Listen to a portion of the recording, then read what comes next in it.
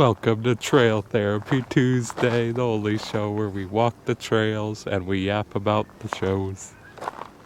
Okay.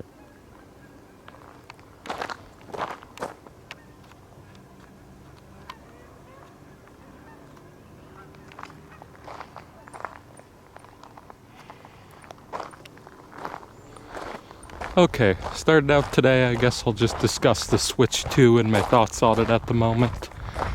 I've been really enjoying the Switch 2, but it's hard not to feel like the Switch 2 was a waste of money.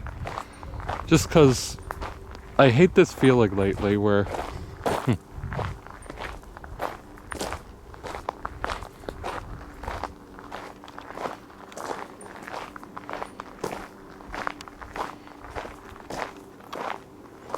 the adventure begins. The adventure begins. Yes, yayifications. Okay. So I bought the Switch 2 when it came out in June. And I thought it would be... I was never planning on buying it. It's just something that the closer it came to it, the more I was like, I don't want to miss out. I want to be in the talks on the Switch 2 situation. But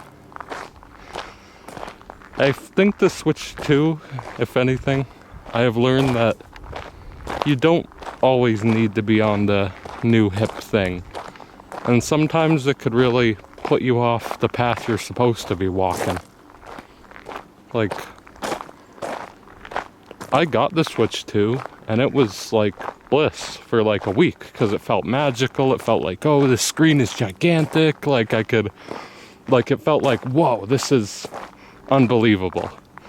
But then a week goes by and all I feel really is the regret of buying this Switch 2.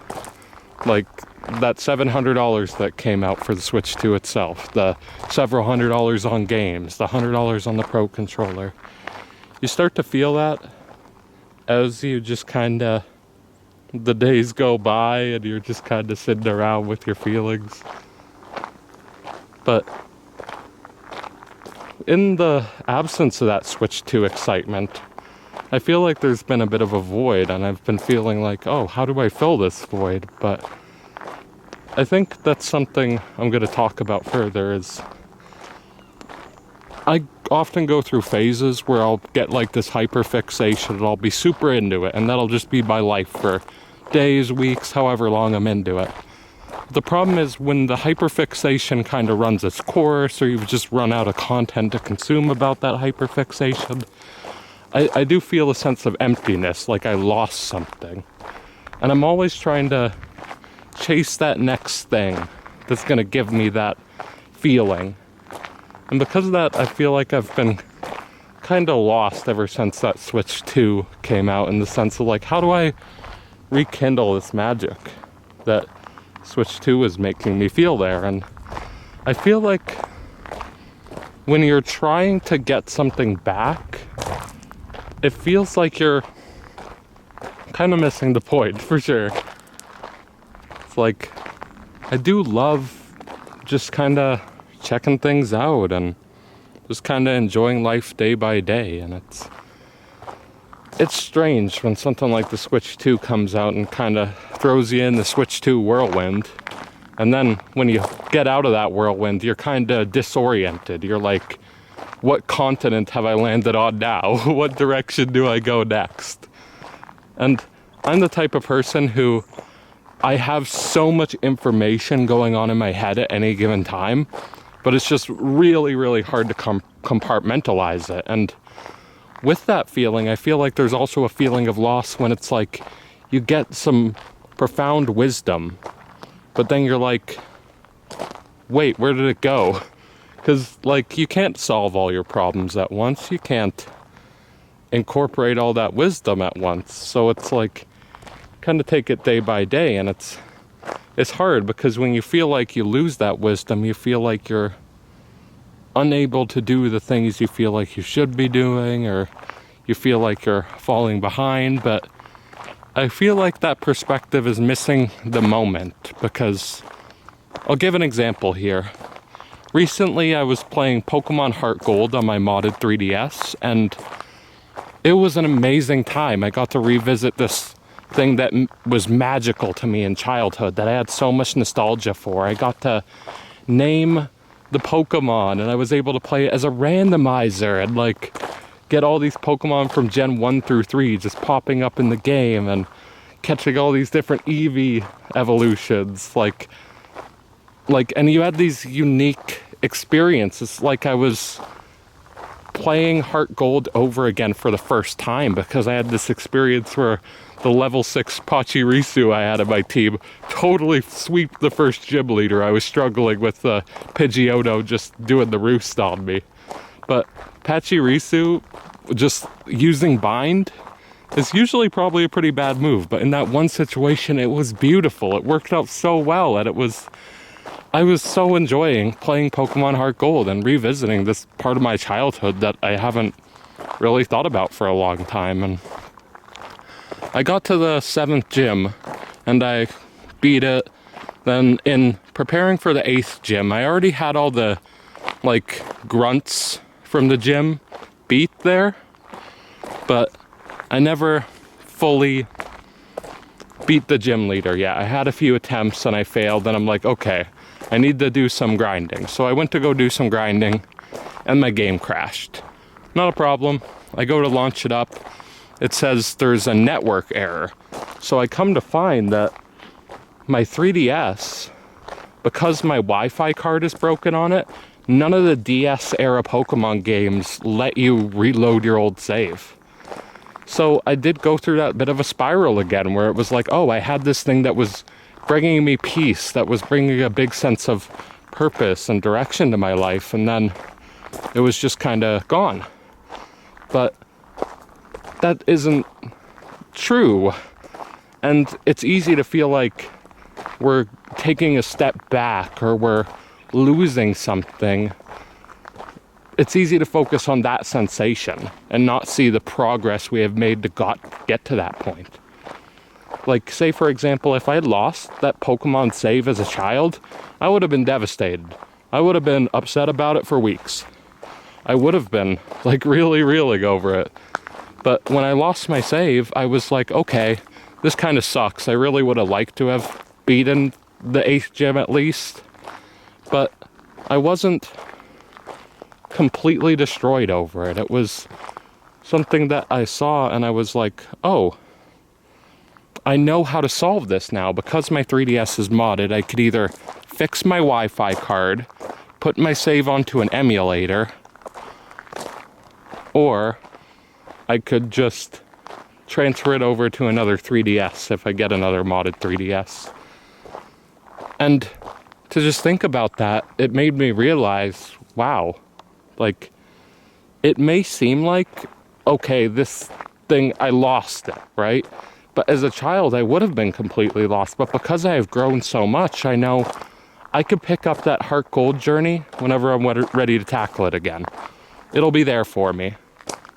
I just have to do some work to either mod my 3DS, or fix my Wi-Fi card so I could play it on the original hardware again, which I'd prefer, or I could take the lazy route and pop the save onto my computer and play an emulator.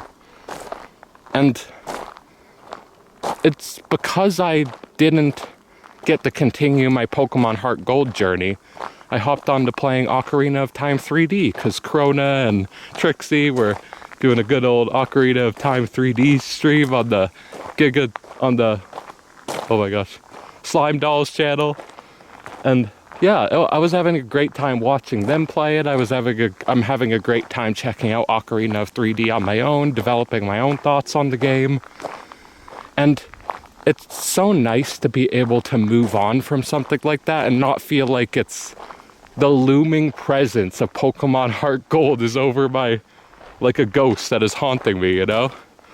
Like, I don't need that.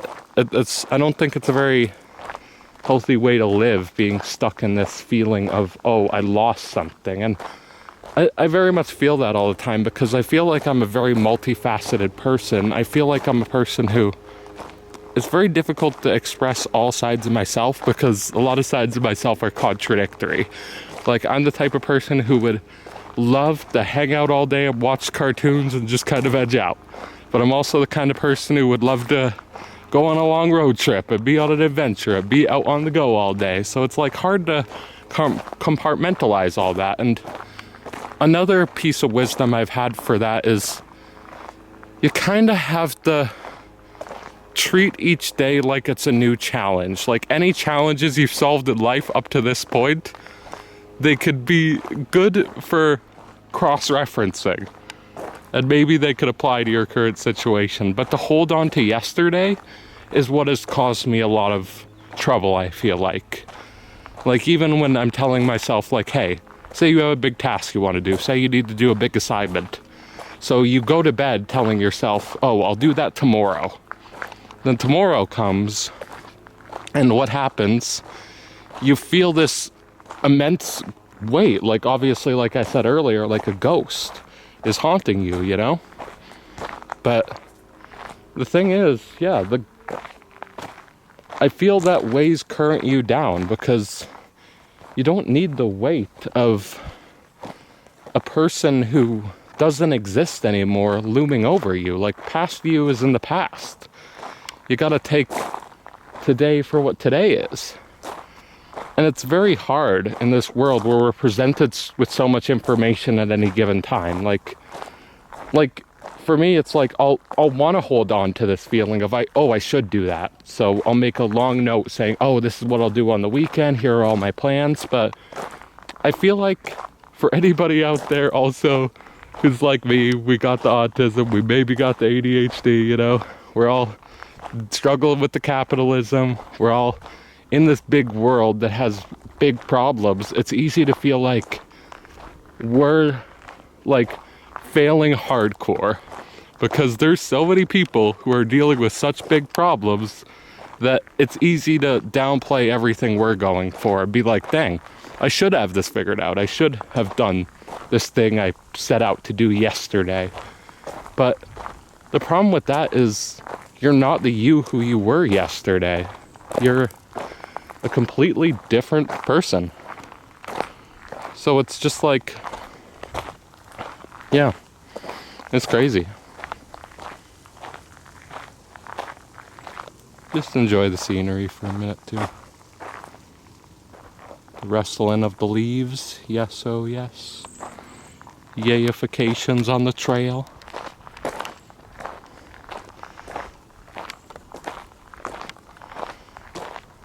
But yeah, it's a crazy world with everything going on in the world nowadays. So it's like, it's hard to feel like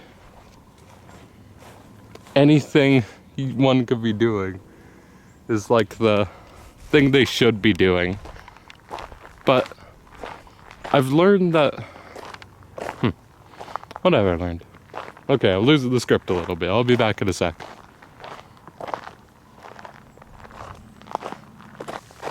Yeah, so I guess the big message I'd want to get across is that anybody who feels like they're losing a part of themselves because they lost a memory or they lost like a moment in time, like I said with the experience with Pokemon, that was a moment in time where I was deeply at peace and then it was gone.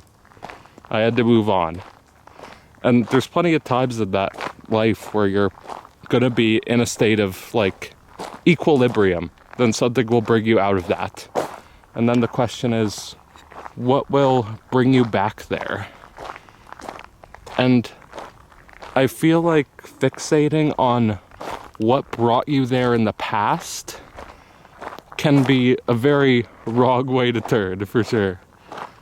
But it's also important to connect with your roots at times too. So I really enjoyed modding my 3DS, was a big thing that brought me a lot of bliss, because I got to struggle through trying to figure out how to mod it and finding, oh, it's kind of easy to mod it, but then there was more challenges. I want to get this application on there. I want to get some more homebrew stuff. And there definitely was some challenges. There were some days where I tried to do something on my modded 3DS all day. Like I tried to add the orchestrated soundtrack for Dragon Quest 8 because it wasn't really working. The MIDI soundtrack, I can't do that on the 3DS. I needed the orchestra. So I spent a day trying to get the orchestrated soundtrack and I couldn't do it. And so I was like, okay, screw this. And it wasn't until even like a few weeks later that I decided to give it a go again. And I just took a new angle on it because the original angle wasn't working. And I did finally get the orchestrated soundtrack working on the Dragon Quest 8, and it just felt so good and fulfilling. And it's so fulfilling to breathe a breath of fresh air into old hardware like that, because it feels like you're revisiting a part of yourself that has been long dormant. Like that 3DS I own has been kind of collecting dust for a long time. I got it back in 2011 when I was in middle school, and it just feels like I've graduated college, I'm working now. It's like, it's easy to feel like I've lost like some of that childhood magic there, but a great way to rekindle that has been modding my 3DS, because you get to experience new games you never got to experience, while also experiencing a lot of childhood memories all over again. And it's just empowering to take something you own and really breathe new life into it. Also, capitalism is very bad. So kind of getting back to that Switch 2 point I was making earlier. I spent $700 on the Switch 2, but it just set me way, way back in the game of capitalism. Like, I had a plan figured out for my finances after that Switch 2. Yeah, my finances were not looking so good, to say the least. But yeah, it's easy to feel like that was not at all, like, it's easy to beat yourself up when you make a decision that you know is a bad decision. Like, I knew getting a Switch 2 was a bad decision, but I continued. And through modding my 3DS, I realized, hey, it's okay to kind of not be into my new Switch 2 all the time. It's not something that's gonna provide me 100% of what I want out of life. And I feel like that's definitely easy for us neurodivergent folks to get into that thought cycle where we're just kind of, we hyperfixate on something and like that's our life now. So when that thing is run its course, it's like, dang, what do I do now? But yeah, I think I've put a bow on this one. Capitalism is very bad.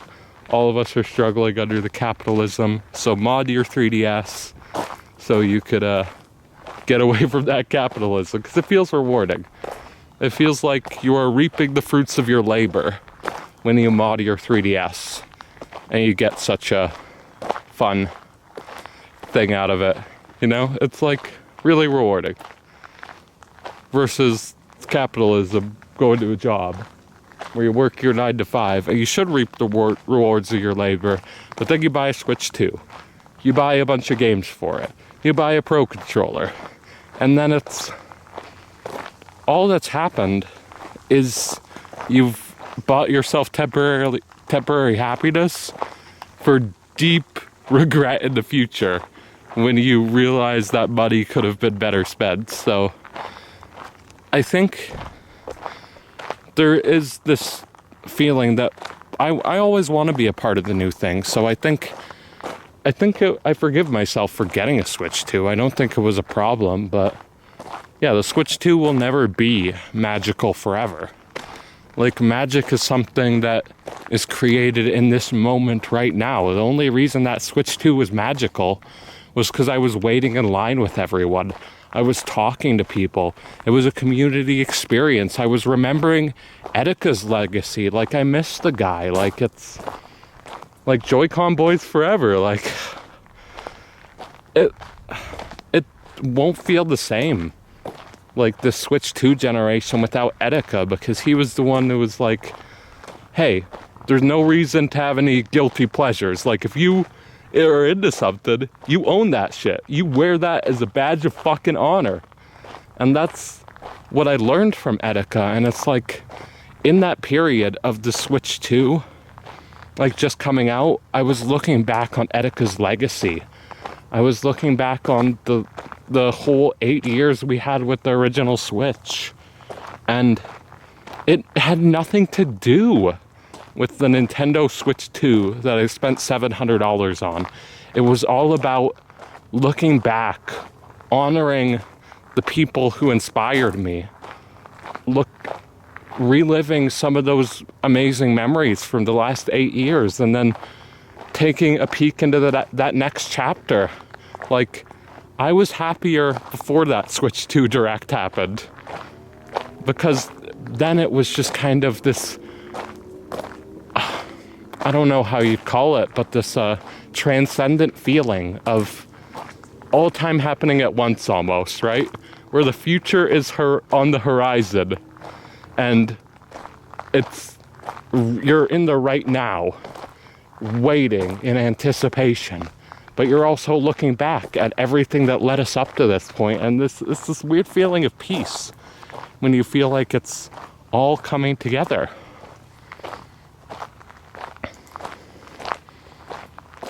And yeah, I do encourage everyone to, like, very much play life by ear and just kind of treat yourself as a new person every day. And also, I love that Open Mike Eagles song. I love all my habits and stunts.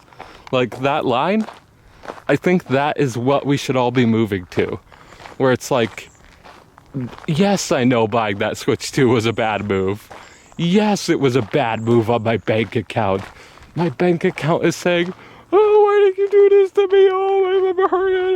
You're gonna have to work 4 weeks to make all that money back. Like, that the voice in your head under capitalism is telling you you made a bad capital move. But that's me. That's me who made that move. I love that I made that move. It's me. I did that. Love all your habits and stunts, you guys. It's you. It's you. Wow, this is so beautiful. Yeah, well, now that I've kind of gone on about, like, identity and living in the present and just kind of taking things for what they are right now and not always feeling like you need to grasp at something. Just, it's very much an addiction mindset too. That feeling of, oh, I always need to have the next thing. I need to figure out what I'm gonna do here. Because that's how I feel with smoking weed. I mean, you smoke some weed, but then the immediate thought for me as someone who's pretty deep in the addiction is, oh, let's smoke some more. Let's smoke some more. But it just doesn't do the same thing the second time. So because of that, you're like, damn, what do I do now? And the answer in the addiction mindset is just to keep smoking more weed. And, like, it's hard because you know you're not supposed to be doing that. It's easy to beat yourself up like, dang, that was a bad move. But back to that loving all your habits and stunts again, it's important to be able to make a move like that and to not have it be character defining. Like, I love all my habits and stunts means you could make a terrible decision. Like, I look back at some of my high school years and there's decisions I made that were just like not good decisions in the slightest. But I look back on it now and I'm like, that got me to where I am today. I wouldn't be the me who's standing here if I didn't pull those habits and stunts, you know? So I feel it's important to recognize the beauty in the small things like that. There was a squirrel that passed by. I don't know if it got on the camera. The cops are on my trail. Yeah, I did hear a YouTuber say something recently that was, I thought was very true in a video. It was a video about The End Is Nigh. It's a game by the same creator who made The Binding of Isaac. I can't remember his name off the top of my head, but I'll flash it on screen, I suppose. But yeah, I've never gone super into his games, but I always had a deep respect for the games there that he's made. And after the video had a very great point about the themes of the game, where it's very much like The End Is Nigh is very similar to Super Meat Boy, in the sense where it's like brutally ball-busting hard, like CBT Simulator, you know? But the thing with it is the game wasn't designed necessarily to be an enjoyable game. It was meant to be a game about grief in a lot of senses and a lot of complex themes. And with that, there's parts of the game that it's like you'll be stuck on one screen for hours, banging your head against the wall. And the reviewer I saw making this video made a very poignant point about the game. That we got a view here. I gotta stop yapping for a second to focus on the view. We've arrived. Yeah, I think I'll just take a seat here even.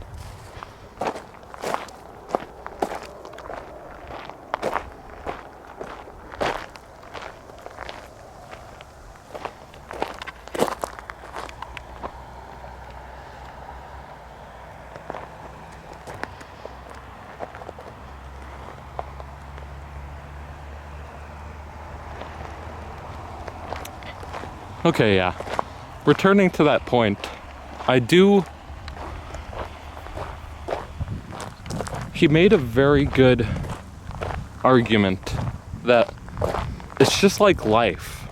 When you're focused on the one screen in a video game, you feel like you're not making any progress. You feel like you're banging your head against the wall, and it's just, you're never gonna get anywhere.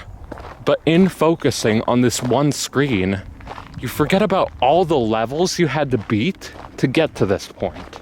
Like, if you take into account all the hardships and everything you've faced in your life, the fact that you've made it to right here, there's something like super surreal about that. That feels like, dang, I've made it here. And you almost look at, like, back at the past, like, how did I, like, that was me? Like, you've grown so much that the past to you just feels like, wow, I don't know how I ever lived like that. But the fact that you did get to here, it's proof that that's the beauty, is that you made it through all those other screens before, and you will make it through the screen you're on now. I think what makes The End Is Nigh difficult as a video game, and what makes life difficult to live, is very similar. In the sense that if you're all focused on this struggle that you're going through right now, and how am I going to get out of this? How am I going to solve this? You're not going to be able to find the answers, because life isn't a game of answers. Life is a game of living, you know? So, just like The End Is Nigh, sometimes you take a break, and then you come back to it, and then you just beat it just like that, you know? Like, because you've built muscle memory, you just kind of have to let yourself relax and trust yourself. But when you're playing that level over and over again, and you're just trying to beat it, and you're just getting better and better, it's like, it's not going to work out so well, you know? And life is very similar in that sense, I feel like. You just gotta kind of focus on how far you've came and give yourself grace. Like, that's something Trixie said the other day about her content in one of the live streams, where it's just like you need to treat yourself with a certain level of grace, because if you're not going to treat yourself with grace, who will? I think it's just very true. But, yeah.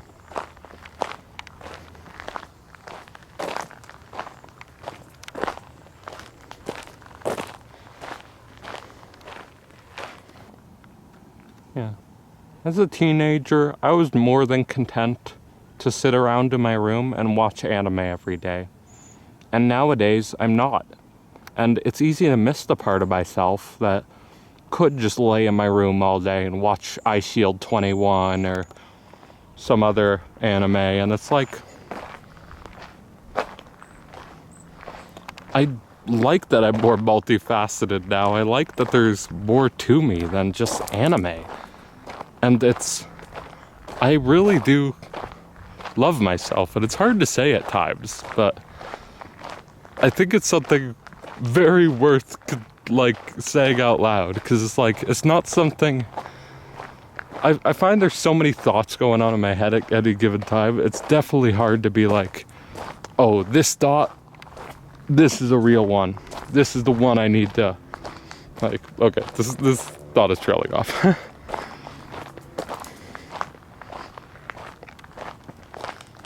Yeah, I guess now I kind of want to go into a message for artists. This is kind of a follow-up to Trixie's video on a practical creativity, where in that video, Trixie's saying a lot of very good, helpful advice as an artist. So I don't want to kind of regurgitate her point. So if you want, just watch Trixie's practical creativity video. It's a very good video. I'd highly recommend it for anybody who's in the art world, wanting to make more art. But yeah, back to the point. I watched that video a while ago and I found something very true to life about it, in the sense that she said there's nothing really original in this world. Everything is inspired by something else.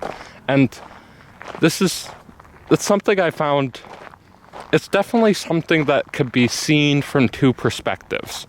You could definitely see nothing being original as deeply soul-crushing, because it means nothing you ever do can be entirely original. But to me, I see it as very empowering. Like, that's why I'm a big fan of the Scooter Pitch podcast, because the Scooter Pitch podcast, the whole motto of the show is your ideas aren't unique or original, or not original. Your ideas are not original. If you're lucky, you'll get robbed, you know? There's no prizes. If you're lucky, you'll get robbed. It's like, a lot of people would see the intro to that show and be like, oh, this is kind of rude. But to me, that's empowering. It's empowering that my ideas aren't special, because that means I don't have to take them so seriously, and I don't have to have these ideas as weight over my shoulder. It's just something I could put out into the world, because it's me, you know. And I don't know, I felt that about my pitch for the Scooter Pitch podcast, because I felt like this is a thing I'm gonna put a little bit of effort into just to prove I can do it, and then I'm gonna forget about it, because otherwise it would die in my notes app. I'll at least do a pitch for the Scooter Pitch podcast, since I'm paying $2 a month for it. But what I found is they gave me some really amazing feedback, and it was like hard to compartmentalize it, because I'm not used to being seen on the internet. I'm used to being a lurker.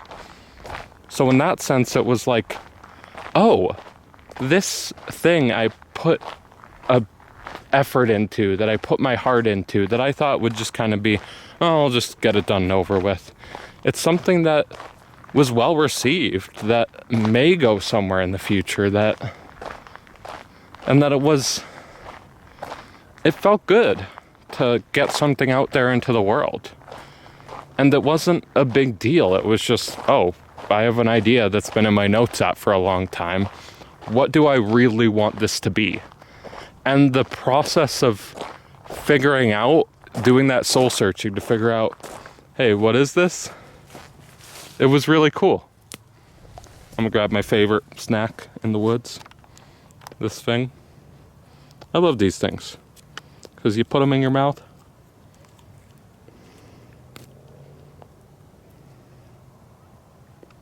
You put them in your mouth. Put them in your mouth. and then you're an old hillbilly. Fun to chew on. If anybody's into celery, but sometimes don't like the taste of celery, because I love celery. But damn, celery, if celery tastes bad, it tastes bad. I don't want nothing to do with it. It's one of those, if you get a bad batch of celery, it's not very good. You never want to have it. These things, it's pretty much celery, but tasteless. So to anybody who wants a cool stem thing when they're out in the woods, just look for one of these things if you got a Browd. I'd highly recommend it. It's very fun to chew on.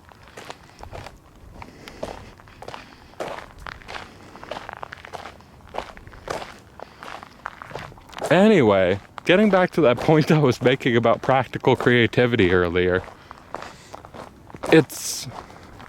But I value novelty more than anything in this world, because in the sense that nothing you do is original, the question is, how do you make it novel?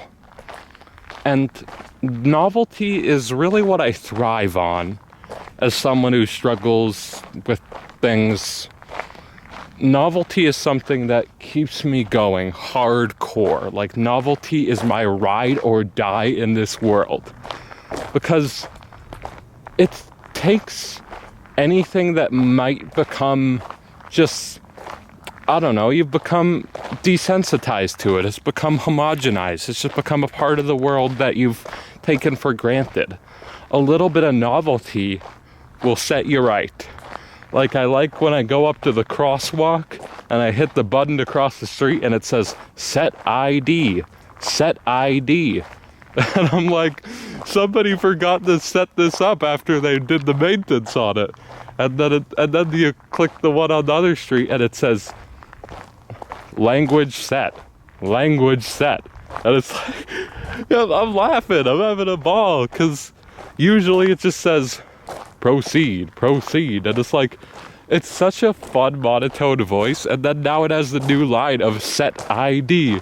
And then there's that fun little novelty of every time you go to the crosswalk, it's like, oh, have they fixed this yet? Have they actually set it up so it no longer says set ID, it actually says the regular proceed line? Like, that's novel as fuck. And I love it because it took something as simple as crossing the street and turned it into something that was just, is beautiful. Every time I cross that one sidewalk, it's like, dang, I'm looking forward to hear the set ID. It's gonna be hilarious. And it's like, those small little moments are what really make life worth living. And to me, that's what novelty means, is taking something that is already known and putting a new twist on it.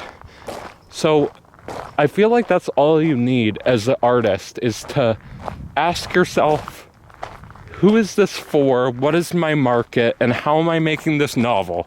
How am I setting this apart? And for me right now, it is like walking through the woods, for example. There's plenty of Yap content, plenty of walking through the woods Yap content, but I feel like just the fact that I'm doing it is novel. The fact that it is this particular trail is novel. There's so many ways to inject novelty, and that's what I love about this. That's why I really want to push that to any creative who's struggling. Just think, what can I do that's novel? And think it doesn't need to be anything big. Like, you could talk, like, Tiger123 is a good example. He's a lucid dreaming YouTuber / general, like, kind of schizo posting YouTuber, I guess you would say. And it's, he made a video about hypnagogic hallucinations where he said, oh, hypnagogic hallucinations are pretty much like when your brain's just like schizo ranting before you fall asleep. Like the state in between awake and asleep, where you're not quite in either world, so your head's just kind of throwing shit at you. And I've heard of hypnagogic hallucinations before. I've heard of lucid dreaming before. But this guy's channel was opening up another dimension for me at the time, because it was insane. Because he would talk about retraining your lucid dreams by understanding that your lucid dreams are based off schemas. So the guy who is chasing you, that activates your holy shit, I'm about to get mugged. I'm in danger schema. So that's what happens in the dream, and it becomes a running away from danger dream. But if you can shift that schema, so somebody running towards you means they're looking to party, then all of a sudden this sleep paralysis demon that has been haunting you for years, you could just hang out with them. And he said, oh, you could just talk to this guy. Like, you could ask him, like, hey, why are you terrorizing me? And they don't have an answer because it's you. The dreams are in your head. And I've always loved lucid dreaming, but to hear it said that hypnagogic hallucinations are your brain schizo-ranting, that was just a profound way of saying it. That just clicked. I could watch other lucid dreaming YouTubers, but they never, like, sent me down the rabbit hole of min-maxing lucid dreaming and really figuring out how to do this lucid dreaming thing. But Tiger123 did, because his brand, his unique novel way of describing lucid dreaming, of describing hypnagogic hallucinations, was a way that clicked with me. So in that sense, novelty is extremely important, because regardless of if an idea has been purported a million times before, it has not been said in the way you're going to say it, in the way you're going to present it, in the way your art is going to represent this. And that's why I love novelty. It's like, oh, that's a new angle. It's just like dessert for my autistic brain, bro. It's like beautiful. So, like, yes, any of you artists struggling with getting shit out there, first of all, lower your standards, and second of all, question, how is this going to be novel? And aim for small things, like walking through the woods, or, oh, I'm going to wear a hat, or I'm going to place this on a grid when I'm making the video. I'm going to grid out the power scaling, you know, instead of just talking about the power scaling, I'm going to put it on a grid. Like, don't estimate the power of the grids. You can never underestimate the power of the grids. The grids, you never know. Some fella, it might just be the video for them, but this just was never done in the grid before, you know? Like, it's unbelievable how much I love the information era. It's unbelievable how much I love this information era, is I guess what I should say, because as much as it could be extremely overwhelming, this information era, I also just love it so much because novelty is everywhere. And this is another reason why you shouldn't get caught up in chasing that last thrill. Yes, I had a hyperfixation on Fukumoto. Yes, I'm bummed that he's not doing the Kaiji right now. Like, where's my part 6 of Kaiji? I need to see this final showdown between Kaiji and Hyodo. Like, it's gotta happen before the end of my life, you know? Like, where is this showdown between Kaiji and Hyodo? Like, I know it's coming. Let's maybe skip past some of this part 6 stuff where he's, like, on the run so we can get to the part we're all waiting for. Like, I want nothing more than that, for that to happen right now. But it's not gonna happen right now. So, I'm gonna have to wait, and when it comes, it'll be epic, it'll be novel, it'll be beautiful. But, as of right now, we're just walking the trails, you know? Like, there's so much novelty in this world, but it's very hard to recognize the novelty when you're focused backwards on a novelty that is lost. Because novelty is not something you could hold on to. Novelty is not something you could put in your little bottle and put on your shelf and be like, that's novel. Because the novelty is fleeting. It might come back. It might never come back. That is the way of the world, the way of novelty. And I know I struggled with this recently because we're doing a garage sale, and I live in my parents' house, so there's a lot of stuff I really need to get rid of before I eventually move there.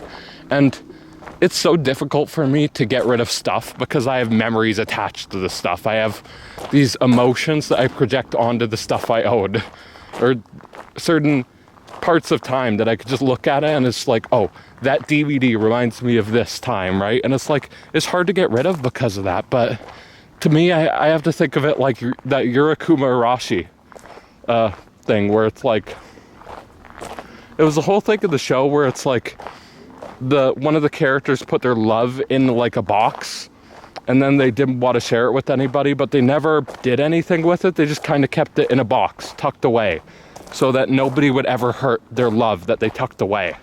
But the question in the show is that, is that really love? Keeping something for yourself forever and tucking it away so nobody else could ever hurt it. And I think that applies to this garage sale here, where it's like, I would much rather somebody else take on this old stuff I have and maybe get some novelty out of it. Maybe get some memories of their own, you know?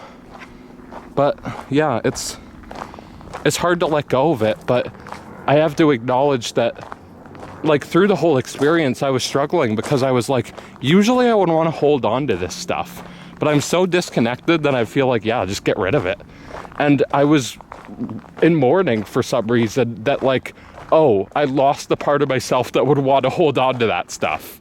But that's not a problem. I don't see that stuff as novel as I used to be. It's not as novel to me as it used to be, rather. So that stuff it's stuff. And the novelty has ran out. So it's time to let it go to somebody else who could maybe see the novelty in it. What a beautiful trail. I'm so glad I did this, even if this never comes out. This was just so good to do. Oh, why? I'm in love all my habits and stunts. All time happens at once. 52 blunts in my runts. I'ma show you how to capture this stuff in my clutch, lunch, hunch. Wow. Beautiful, beautiful. Beautiful lunch for me to munch on.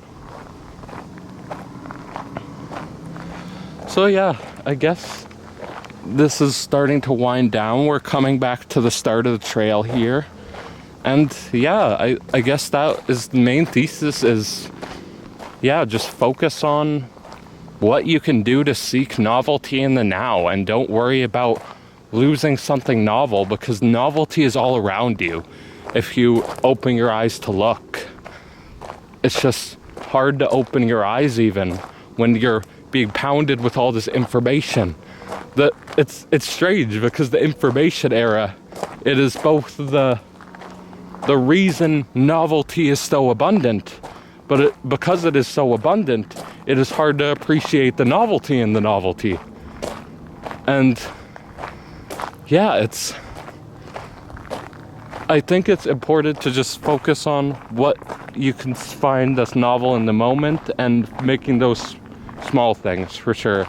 Like, this world is too beautiful to be stuck focusing on the past, being like, oh, I want to hold on to this part of myself that's gonna miss this stuff that I'm selling in the garage sale. Like, what the fuck? No, I'm gonna focus on the part of myself that wants to go on this damn trail right now and film this damn video, rather than trying to grasp onto a part of myself that isn't there anymore. It's gone, you know?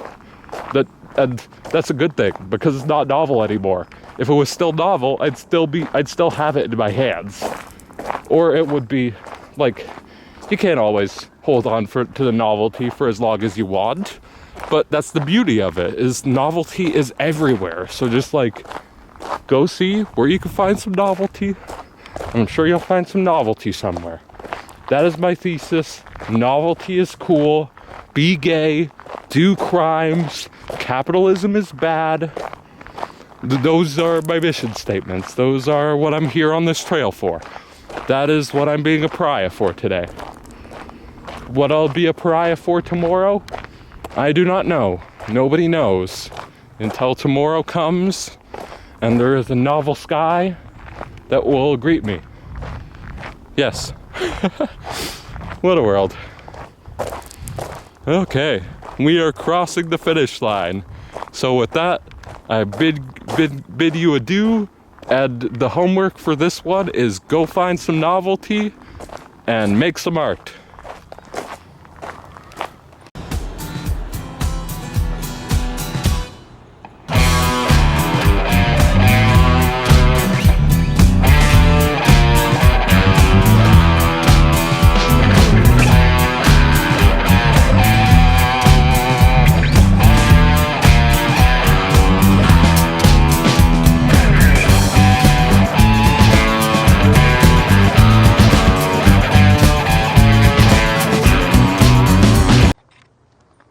Look, I just left the trail, you guys. And look, it's the geese. I'm gonna get the closest these geese, or these, whatever these birds are. I mean, they're geese, I assume. I'm not a bird expert. They look like geese to me. Look at them go. Isn't that adorable? Oh, the sunset, the geese. I'm gonna just keep getting up on these geese. Oh, look at them. They're everywhere. I'll get a wider shot.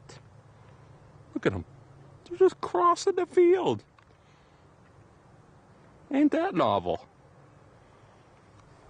Don't let anybody ever tell you that there's nothing original in this.